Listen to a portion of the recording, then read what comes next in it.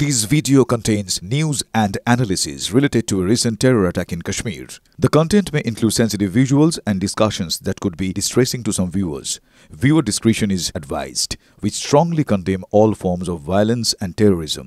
The purpose of the content is solely to inform and create awareness based on verified reports.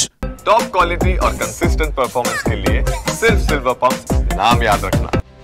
ভারতের সঙ্গে পাঙ্গা নেওয়ার ফল হারে হারে টের পাচ্ছে পাকিস্তান। একদিকে বন্ধ হয়েছে সিন্ধুর জল, অন্যদিকে বাণিজ্যের দরজাও বন্ধ।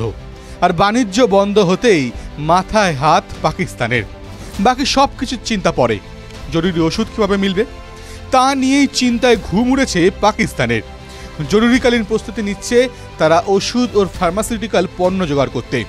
পেহেলগাঁওয়ের জঙ্গি হামলা জবাবে ভারত সিন্ধু জল চুক্তি স্থগিত করতেই পাল্টা চাপ তৈরি করতে পাকিস্তান বাণিজ্য বন্ধ করার ঘোষণা করেছে, কিন্তু তাতে চাপে পড়েছে খোদ পাকিস্তান নিজেই। পাকিস্তানি সংবাদ মাধ্যম জিও নিউজের রিপোর্ট অনুযায়ী ভারতের সঙ্গে বাণিজ্য বন্ধ করতেই ওষুধ সংকটের আশঙ্কা তৈরি হয়েছে। পাকিস্তানে কার্যত হুড়োহুড়ি পড়ে গিয়েছে ফার্মাসিউটিক্যাল পণ্য জোগাড়ে।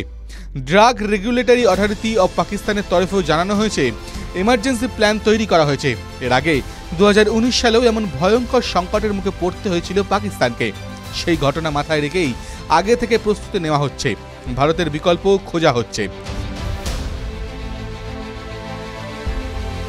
বর্তমানে পাকিস্তান ফার্মাসিউটিক্যাল পণ্যের কাঁচা মালের 30 থেকে 40% ভারত থেকে আমদানি করে। এখন বাণিজ্য বন্ধ হওয়ায় পাকিস্তান সেই ঘাটতি পূরণ করবে কি করে তা নিয়ে চিন্তায় বেসামাল। মূলত anti rabies vaccine, anti snake venom, cancer therapy, monoclonal antibody সহ একাধিক জটিল রোগের চিকিৎসায় ব্যবহৃত ওষুধের খোঁজ করছে পাকিস্তান। জানা গিয়েছে চীন, রাশিয়া ও একাধিক ইউরোপের দেশ থেকে ওষুধের কাঁচা মাল আমদানির কথা ভাবছে পাকিস্তান, কিন্তু এতে খরচ পড়বে বিপুল। এদিকে দেশের অবস্থা ভাঁড়ে মা ভবানী, চিন্তায় রয়েছে কালোবাজারি নিয়েও।